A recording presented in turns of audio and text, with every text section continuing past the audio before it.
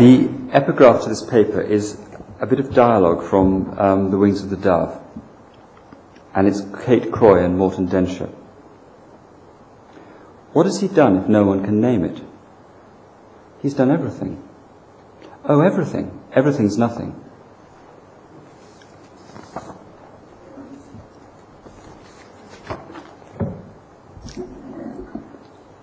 On her book, Lacanian Psychotherapy with Children, Kathleen Matterlern describes a child analyst who had been, quote, seen in consultation by a father who said to her, while taking out his checkbook with an expansive gesture, "Ask any price you want.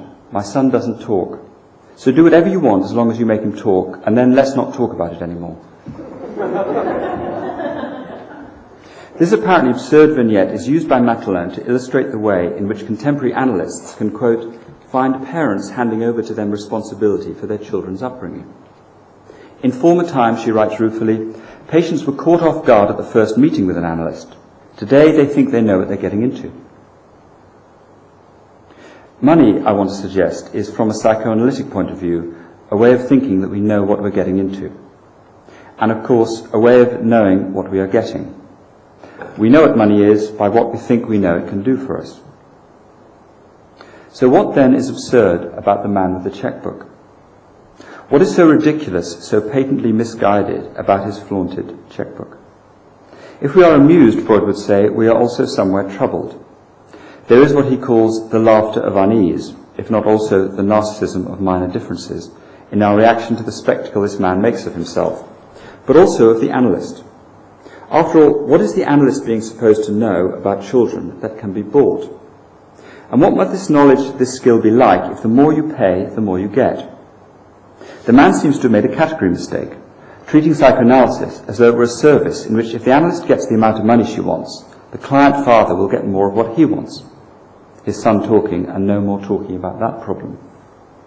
His money, in other words, will instrumentalize his wish. It's sensible to assume that if you pay for psychoanalysis, it must be like other things you pay for, and unlike things you don't pay for. The more you pay a prostitute, a car dealer, a hotel, the more you get. You don't, in the ordinary way of things, pay your friends money to get more friendship from them. What might amuse and disturb us about this man with his checkbook is that he assumes his money, ask any price you want, permits him to disregard the wishes of the analyst and indeed of his son. Money, he assumes, can make his wishes the wishes of everyone involved. His money is a solvent of difference. This father, at least, behaves as if he knows exactly what he's getting into. And he's being staged, if not actually set up, as an example by the analyst to reveal something about the nature of psychoanalysis, of just what it involves. If the man with the checkbook has got it wrong, what would it be to get it right? The father said to the analyst, "Ask any price you want. My son doesn't talk, so do whatever you want as long as you make him talk, and then let's not talk about it anymore." It's implied he should have said something like, "I can pay your fee, my son doesn't talk, and I want you to use the skills you have by virtue of your qualification to enable him, if possible, to talk, and so that we can also understand our part in his symptom." We're being told, in other words, by the example, that psychoanalysis is different from, has even perhaps been able to exempt itself from, most other services in the culture. And its difference, at least in this example, resides in its attitudes to, in its assumptions about money. I imagine the analyst balked at three of this father's assumptions. Firstly, that the analyst wanted as much money as possible from the father. Secondly, that the more money she got, the more successful she would be in the father's terms. And thirdly, that the amount of money asked for would permit her to, as the father said, do whatever you want as long as you make him talk. That in short, it was above all the father's money that the analyst wanted, i.e. the father already knew without asking what the analyst really wanted. That the amount of money invested would dictate the success of the venture, which the father also already knew. Success would be the son talking and no more talking about the son not having talked. And that it would be money alone that would free the analyst to do what she wanted, which was in fact what the father wanted. The analyst seems to be saying, there are some things money can't buy. There are some things money can't do more of. And these, one might say, are at once banal and novel suggestions. As though psychoanalysis knows something, perhaps new, about money that can show us where money doesn't work. You can, to put it crudely, buy psychoanalysis, but you cannot in the same sense buy something that the analyst or the patient consider to be a successful psychoanalytic treatment. You can't bribe someone to have a dream or to be cured. If money in this culture seems to guarantee our expectations, if I pay this much for a car, it entitles one to expect, to look forward to certain things. That is to say, it can seem to turn us into knowing predictors of at least bits of our future. Then, when we pay money for something, we are making a secular prophecy. If the analyst is the one who's supposed to know, so too is the consumer. He may not know exactly what he's getting for his money, but he has some good idea. The person who goes to see an analyst comes to get something for their suffering. And they too, from their past and from their culture, have ideas about what transforms suffering. They have what one might call a long relationship to help. And they didn't, of course, begin as children by paying for what they needed. They might find themselves as adults paying for something akin to this earlier concern and interest. When Freud said, and we will come back to this, that the reason no adult is really satisfied by money is because money is not something that satisfies young children, is not something young children want, he was alerting us to the idea of money as a substitute satisfaction. Money as a derivative as opposed to an original or originary satisfaction, as, say, being stroked is, or fed and caressed and cuddled is. But he was also making us wonder, from a psychoanalytic point of view, just what it might be that is added to the nature and experience of exchange by money. There is the obvious question, in what sense are the original pleasures of childhood better, and in what sense are there originary pleasures? But if we don't pay our parents for their love, even though we may find ourselves paying them back for their love, what do we then make of the things we do have to actually pay for with money? In so-called growing up, there is the elaboration, the sophistication of forms of exchange. Food, excrement, smiles, sounds, caresses, words, and eventually money. The currencies multiply, both the objects exchanged and the ways of exchanging them, and then we might feel they narrow. When the father with the magic checkbook and the dumb son meet the psychoanalyst, at least two languages collide. For the father, money is the measure of all things, makes all things possible. For the analyst, let us say in this allegory, how money is assumed by this man to work is taken to be a misleading description of things, may indeed be, as they say, symptomatic. The father believes that it is money that talks, and that talking money is the best way of talking about talking, and his son doesn't speak. And in the examples given, it is as though we're waiting to hear what the analyst might say, might reply to all this omnipotent, magical money talk. What the father seems to want above all is that his money will work. It is as though he knows what he wants. That is, he has no wants of which he is unconscious in relation to his son and the analyst, and that money makes such wanting efficient. After all, if money can't, literally as it were, get his son to speak, what can? What makes this scenario so resonant, that gives such a new twist to old cliches? Every man has his price, money can't buy you love, and so on, is that it's a psychoanalyst who is being addressed and a child who is being bargained over, a son who can't or won't speak to his father. But isn't everyone now struck down by money, or belief in money?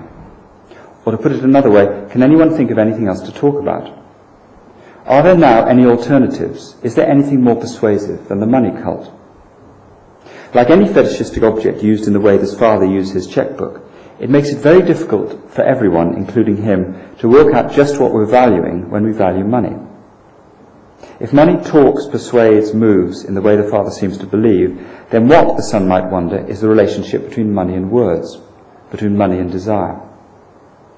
The father's very insistence on money as the key, as the prime mover in his son's treatment, both conceals his doubts about money and narrows the repertoire of what else could be of use or significance.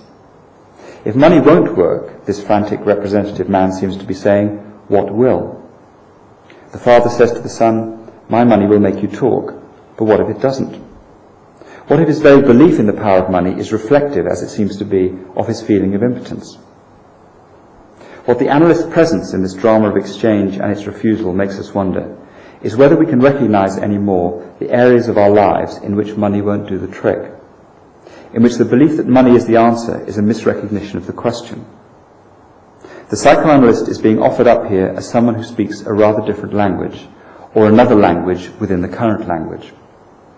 After all, the psychoanalyst must be in an extraordinary extraterritorial, if not culturally privileged position, if she has something that a checkbook can't reach. It would be to misunderstand the nature of psychoanalysis to believe that if you paid your analyst more than his fee, you'd get a better session. And to understand why that should be so would be to say something about the nature of analysis and of the significance of money. What the analyst has to offer is paid for, but more money doesn't buy more of it. More money can buy you more of the analyst's time, but not more of this other thing that is being sold. The analyst, in other words, is selling something, only some of which can be bought. Perhaps one of the poorer reasons that psychoanalysis is under attack is that it is a service, a commodity, that exposes or puts into question our fantasies about monetary value. The analyst is obviously a charlatan because he can't tell you what it would be to get your money's worth from an analysis. And that is because the phrase getting your money's worth implies an omniscience that can be part of the problem. It is, as it were, a misplaced knowingness. To have got one's money's worth can be to betray an uncertainty about how to value one's experience. What something is worth to me may be incommensurate with what it costs me in money. I may not know yet or ever what an experience has been worth to me. The father will get his money's worth, apparently, if the son speaks. But it wouldn't make sense to ask, what would it be for the boy, or indeed the analyst, to get their money's worth in this situation? The analyst, it is assumed, makes a minimal, market-based self-evaluation and establishes with some flexibility a minimum and a maximum charge. If the patient negotiates with the analyst about the fee, it's not assumed the quality of the treatment is being negotiated by the same token.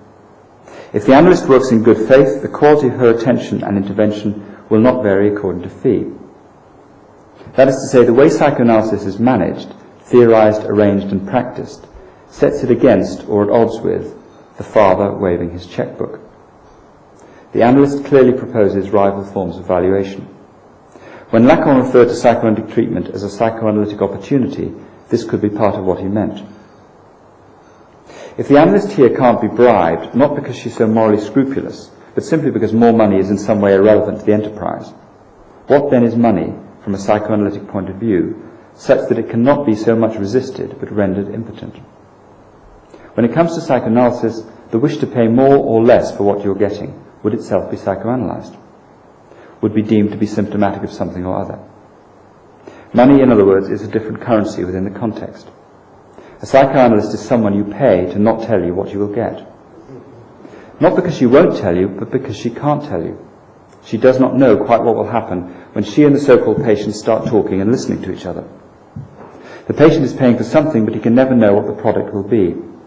He pays for a means, but not for an end. The analyst will reliably provide him with time, space, attention, and her skill, but the net result is not definable beforehand, and may never be. In former times, Maturin wrote, patients were caught off guard at the first meeting with an analyst. Today they think they know what they're getting into. They think they know what they're getting into, in her view, because there's so much psychobabble, so much spurious psychological knowingness circulating in the culture. But also because psychoanalysis has entered, or begun to acknowledge, that it's competing in a marketplace of competing therapies, and in which people are wanting, in the homogenizing language of the marketplace, to get their money's worth. And when the analyst is asked the standard question, what will my money be buying me, he cannot, by the lights of his profession, either answer this question at all, or answer it simply or easily. Indeed, the psychoanalyst is one of the few people left in the culture who might interpret rather than straightforwardly answer the question. And once this traditional question is not straightforwardly answered, the patient cannot know, or cannot know very much about, what he's getting into. The use value of an analysis is indeterminate, and bears a peculiarly mystifying relationship to its exchange value, to use the old language. It's not, I want to make it clear, that psychoanalysts, by virtue of their profession, are somehow more morally upright, so to speak, than any other profession. It's just that it is at least possible to bribe, say, a judge or a doctor or a politician with money. Money over and above what they would ordinarily be paid. If you bribe a policeman, he may be able to do something for you, to arrange something you want. But what can you bribe a psychoanalyst to do? What would more money be being exchanged for? And obversely, by the same token, if a patient were to attempt to bribe or just to offer more money to the analyst would not treat it in the ordinary way as a bribe. She would respond quite differently than the judge or the policeman or the doctor. neither with acceptance or indeed indignation. That is, the offer of money would not be treated either positively or negatively as though it were a breach of decorum, or as an affront to civilization as we know it. In exchange for the offer of more money, the patient would be given an interpretation that would also be a refusal of the money itself. The patient would find his money and his words about his money taken in an unexpected direction. He thought he'd be able to buy more of something or a better version of something, and what he's been given back has cost him the original price. When it comes to the ordinary bribery of everyday life, the patient will be caught off his guard. He will be getting into something his offer of money hasn't prepared him for. He will find himself paying money in order, among other things, to have the meaning of his money shown to him, like cash for questions. This is not usually what his money does for him. This is not how it's supposed to work. It is, of course, hardly news that when you go to a psychoanalyst, your words will not be treated at face value. That is what psychoanalysts do. They interpret. And yet there's something peculiarly paradoxical about paying for the meaning for oneself of paying for things. About a professional practice that puts into question what, from one's own point of view, one's money entitles one to, or indeed one's fantasies of entitlement altogether. Perhaps it should be stated baldly as we imagine the analyst and the son as nominated patient listening to the father's words. Ask any price you want. My son doesn't talk, so do whatever you want as long as you can make him talk, and then let's not talk about it anymore. The question is, can the unconscious be bribed with money? Or to put the question at a different angle, what are we wanting when we want money? And that means not only, of course, when we want more money, but also when we want less. Is there a part of ourselves for which money is not, indeed never can be, the currency? And is this part of ourselves, however described, progressively silenced in a culture that speaks money? And is it therefore progressively driven to distraction?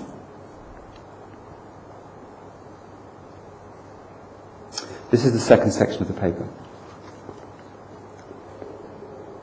In Rome in 1869, the young Henry James wrote to his friend Grace Norton, "I have seen today one really great picture, one of those works which draw heavily on your respect and make you feel the richer for the loss, the portrait of Innocent X by Velasquez at the Doria Palace." James has been describing the wealth of the Vatican. Quote, "To the Vatican I have paid, of course, many visits. Its richness and interest are even greater than I supposed. And Rome has made him, or rather the wealth in both senses of its art and its visible suggested histories, Rome has made him money-minded. It's as though writing in Rome about Rome has invested his sentences with what Melville calls in Bartleby a paramount consideration. It makes him write in the language of profit and loss. It is, as he says in the letter, poor work writing from Rome." It's not strange that writing about money would be for James a way of writing about aesthetic experience. There is what he describes as an exchange going on between himself and the sights the city has to offer. And he can't help but wonder, as a young American in Europe, just what is to be gained from all this accumulating history, all the artistic riches that are everywhere to be found. "It doesn't do to stand too much alone," he writes to Grace Norton, "among all these swarming ghosts of the past, and there can be no better antidote to their funereal contagion than a charming, modern, living, feminine letter." The past is also like an illness, even a plague perhaps as suggested by the swarming ghosts and the funereal contagion. Though quite what James is fearful of catching apart from his death is not clear. But it's something that, quote, "a charming, modern, living, feminine letter is an antidote to." Not a charming, modern, living woman, it should be noted, but her letter, her writing. The feminine letter, he jokes, will protect him from something fatal. He feels, however whimsically, endangered in Rome, at some kind of loss. But then there is, among so many riches, the one really great picture, the Velasquez Pope. With this painting, paradoxically, James' loss of something is his gain. His lessness in front of this painting does not diminish him, but the way he puts the experience is characteristically contrived. There is, as it were, a sting and a surprise in the tale. It is, he writes, one of those works which draw heavily on your respect and make you feel the richer for the loss. On the one hand, James is simply saying, this painting makes you respect it a great deal. But on the other hand, he's saying, this painting draws so much respect out of you, like money out of a bank account, that, it is intimated, you could have very little left for anything else. It actually depletes you of the thing you want to give it, and you feel all the richer. Not presumably for now having less respect. And yet James is saying here that he is in a certain sense all the richer for having spent so much respect on this painting. How, we may reasonably wonder, does this work, if we don't take it in the more obvious sense intended? Perhaps respect gets in the way of the exchange, of the appreciation of these works of art. So by drawing heavily on James's respect, like drawing out a sting, James is freer to do something else with the Velasquez that makes him feel richer. It might all be reminiscent, for example, of what Freud writes about On the Universal Tendency to Debasement in the Sphere of Love.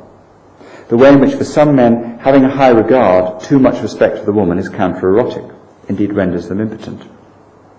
As soon as a condition of debasement is fulfilled, Freud writes, sensuality can be freely expressed, and important sexual capacities and a high degree of pleasure can develop.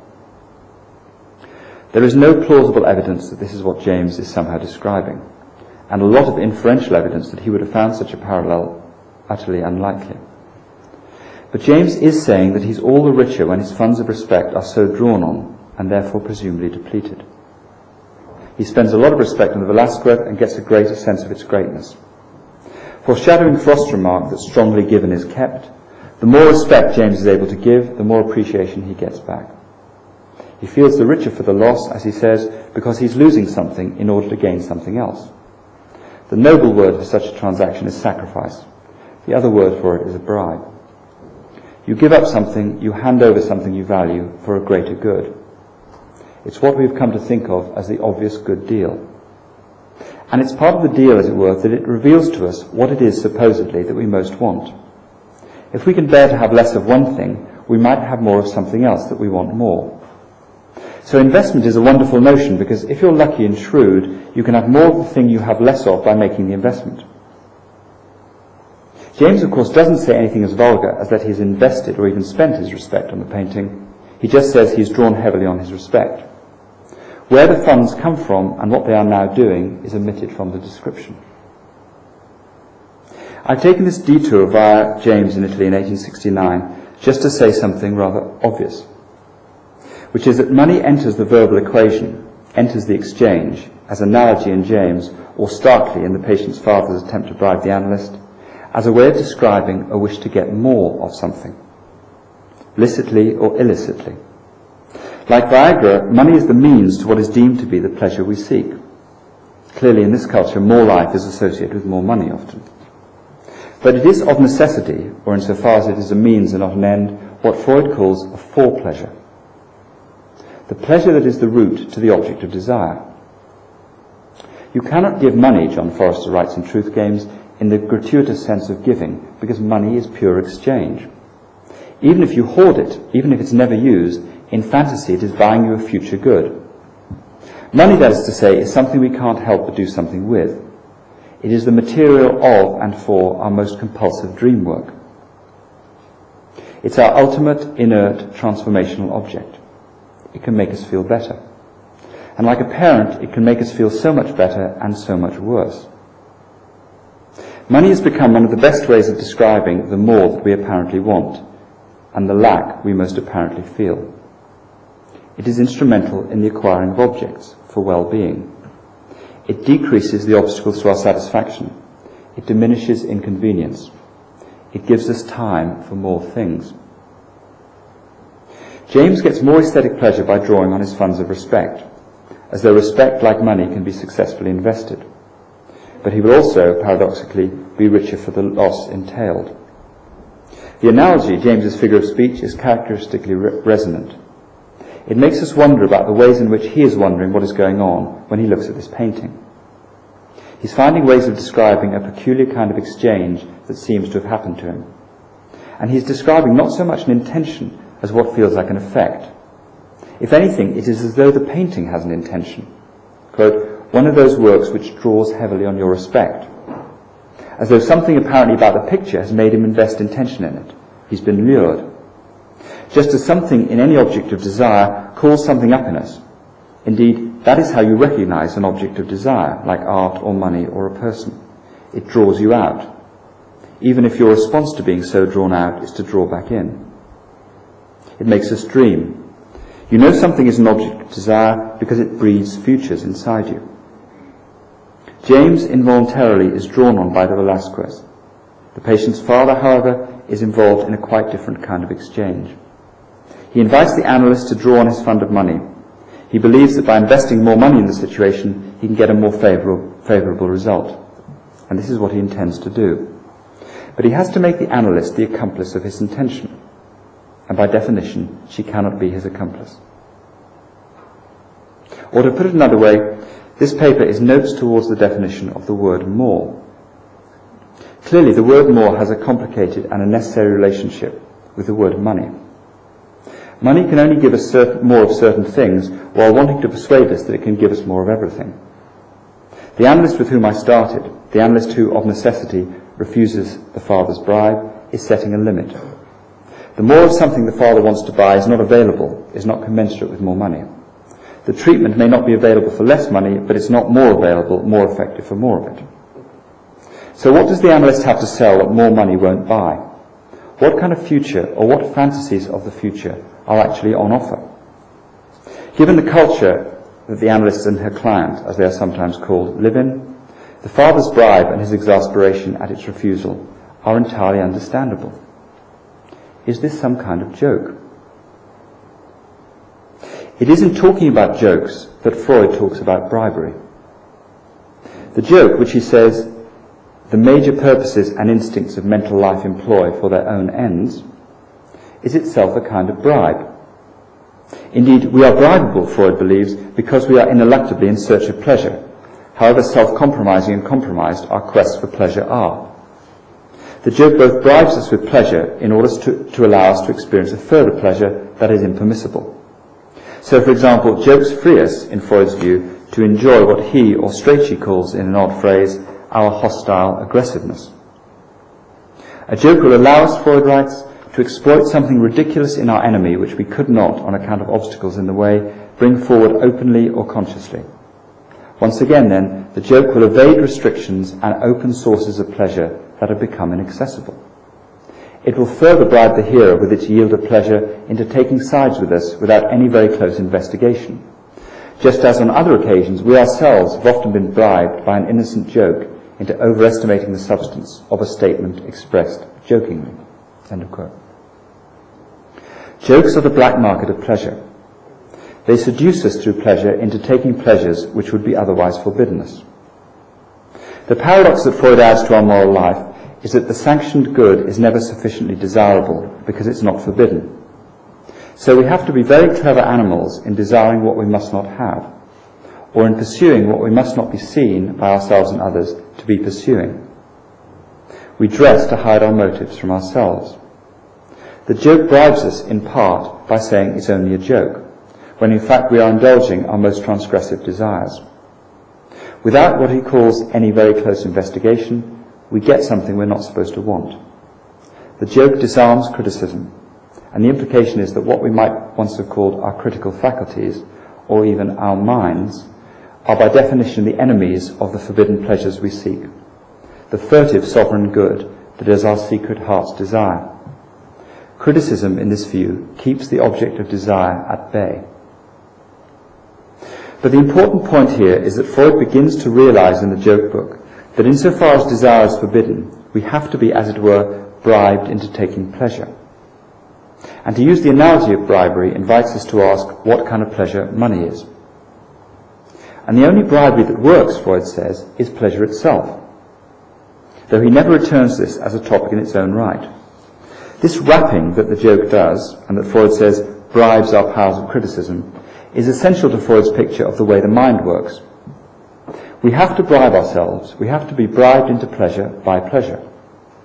Jokes, like dreams, wrap our pleasures up, wrap our desires up as though they were presents or bodies in clothes, so we can acknowledge them without having knowledge of them. Desire is only bearable in disguise, and for disguise to be effective, it has to take on the nature of a bribe. We steal our pleasure rather than take it. We dress it up and dress up for it. A bribe, the OED says, is 1, to take dishonestly, to extort; 2, to influence corruptly by a consideration; to gain over by some influence a thing stolen, robbery, plunder. A bribe, in short, is a way of getting what one wants despite one's moral principle, not because of it. What Freud refers to as powers of criticism or close investigation, or in other contexts as the censor, the superego, the conscience, all these seats of virtue and discrimination have to be lured or persuaded or seduced or cajoled into blindness or surrender or merely consent. The joke is exemplary because it appears to be that impossible thing, an innocent bribe. But if it works, it gets you to abrogate your principles, to see without seeing that your preferences do not always accord with your standards, that the racist or the sexist joke amuses you despite yourself, that you've been tricked into a pleasure you would rather not be having. It's only through bribery, Freud is saying here, that unconscious desire, that forbidden pleasures, are at all possible for us. Pleasure requires permission, for Freud, from the requisite internal agencies. And because the pleasures are forbidden, the permission is immoral. In Freud's view, we cannot agree, we have to be bribed. We're not pleasure-seeking because we are corrupt. We are corrupt because we seek pleasure. So money is the hedonist's dream. The writer, Freud writes in Creative Writers and Daydreaming, quote, softens the character of his egoistic daydreams by altering and disguising it, and he bribes us by the purely formal, that is, aesthetic yield of pleasure which he offers us in the presentation of his fantasies. We give the name of an incentive bonus, or a fore-pleasure, to a yield of pleasure like this, which is offered us so as to make possible the release of still greater pleasure arising from deeper psychical sources. In my opinion, all the aesthetic pleasure which a creative writer affords us has the character of a fore-pleasure of this kind.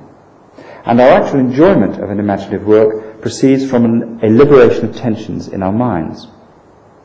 It may even be that not a little of this effect is due to the writers enabling us thenceforward to enjoy our own daydreams without self-reproach or shame.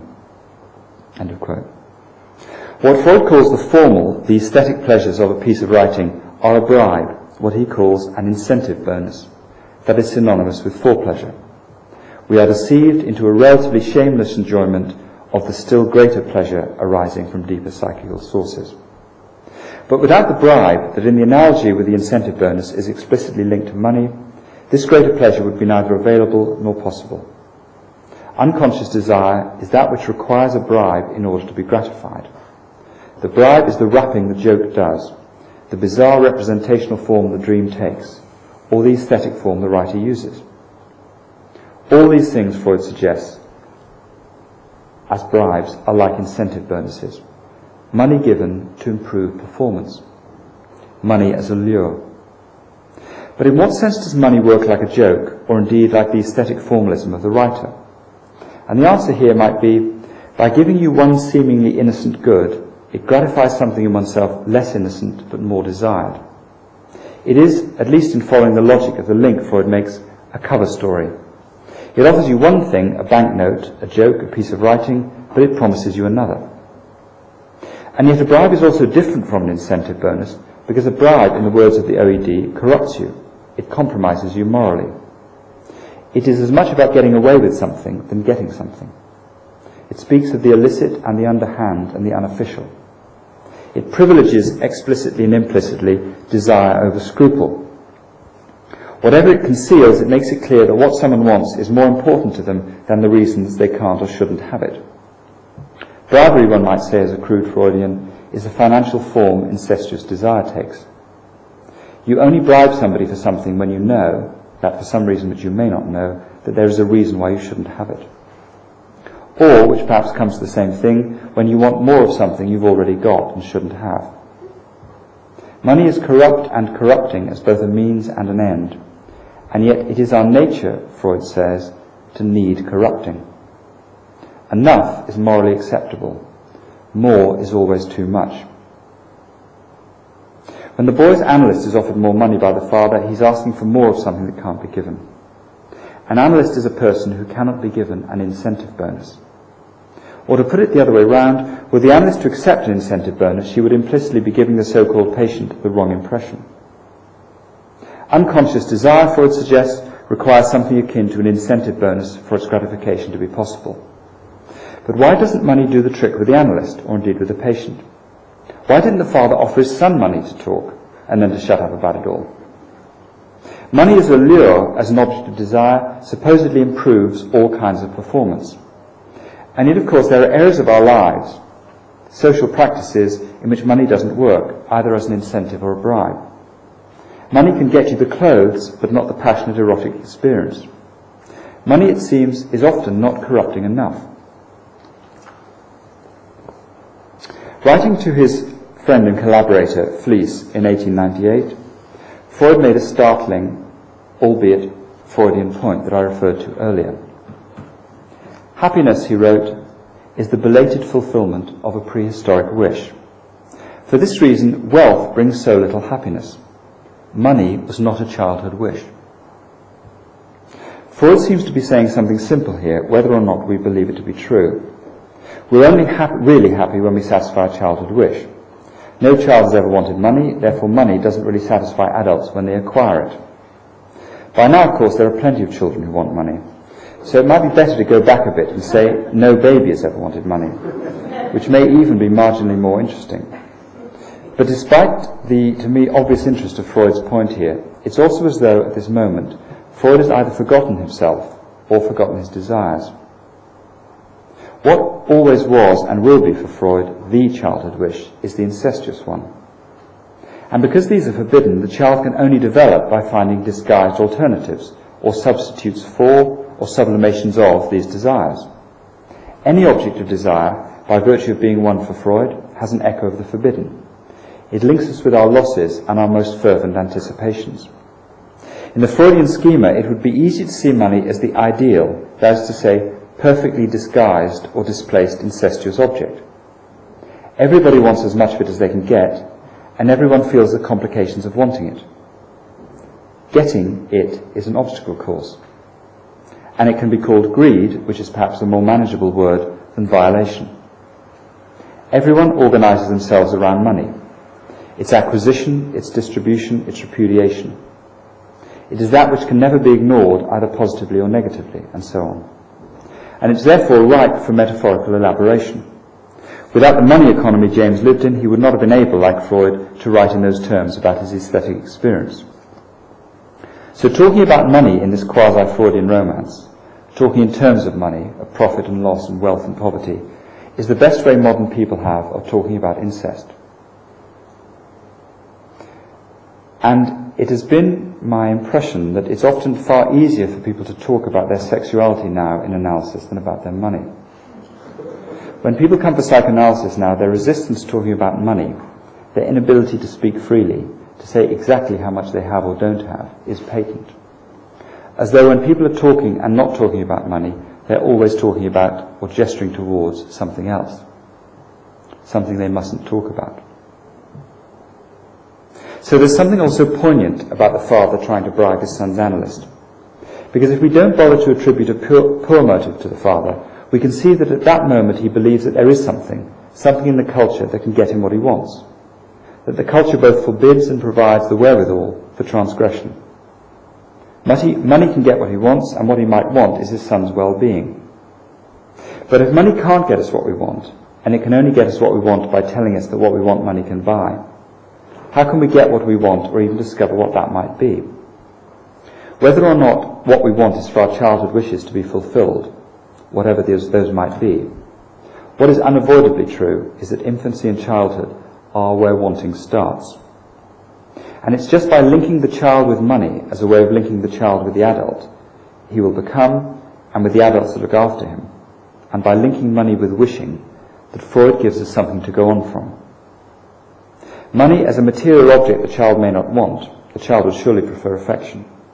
But money as the hard currency of wishing, money as the wish given, as it were, material form, would surely be something irresistible once it was intelligible.